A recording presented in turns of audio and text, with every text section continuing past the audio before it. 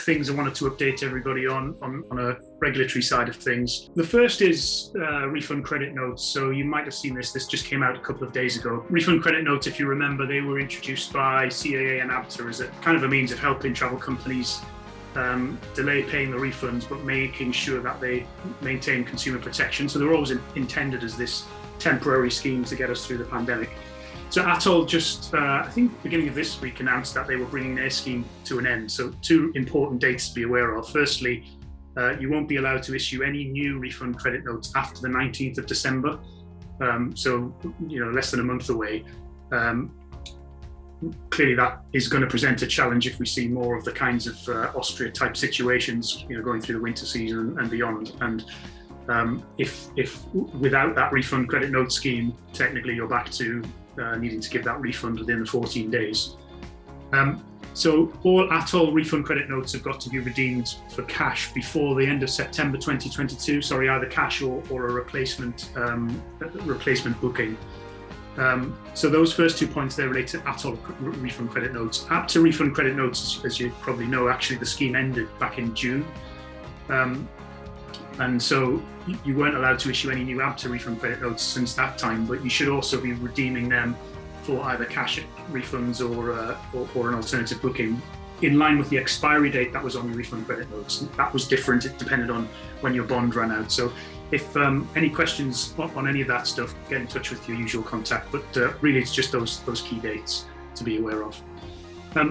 Second point refers to license variations, really Atoll, although there's an aspect of this that affects IATA. So as an Atoll holder, you're licensed for quarterly revenue and passengers. At the moment, and at your last renewal, it was virtually impossible to know what the future looked like. And so that, together with the challenges of finding bonding, it meant there was a kind of bias to keep your license limits low. And in the last few weeks, what we're already starting to see, really off the back of some of that data we just showed before, October, this surge in bookings has meant that a few clients, some of them who just renewed in September actually, so only a couple of months ago, are already finding that they're running ahead of their license limits. So there is a variation process you're supposed to go through. It's a legal obligation. Just in case you haven't seen it before, this is what the variation process looks like. So you have to go with your little begging bowl to the CAA and ask for them to increase your license limits, but just be aware that the process takes time. You should do this in advance of taking the bookings. You could also find that you're asked to provide additional security or maybe security for the first time, depending on what that process looks like. So really it's about just the housekeeping of keeping on top of your booking numbers and your data.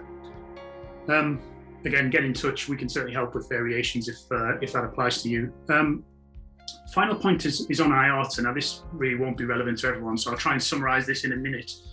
And again, if it does apply to you, get in touch. So IATA uses something called risk holding capacity to determine how many tickets you can issue. Now, if you can think of that as a credit limit, basically.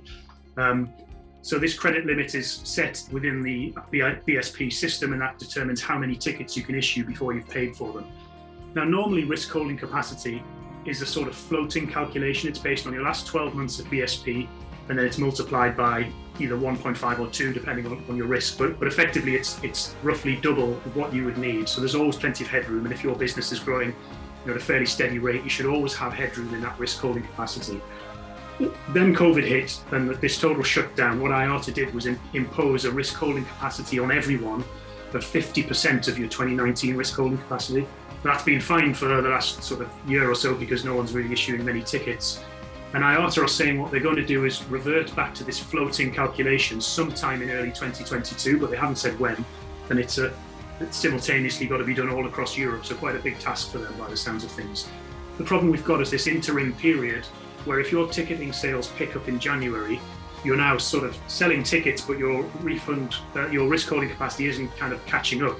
You could quite easily find you've maxed out your credit limit, and that will basically stop you being able to issue new tickets. It might force you to put new bonding in place, or even you might have to go and find another source, some sort of third-party intermediary to get your tickets. So I think this and the Atoll point just before are probably two of a number of areas where we need to be aware of these sorts of potential issues, because they could easily catch sort of unsuspecting travel companies on the way out of this recovery.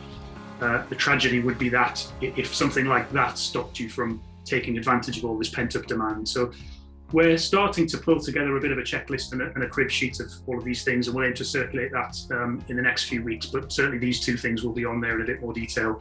Again, if any of that is an issue for you, please feel free to get in touch.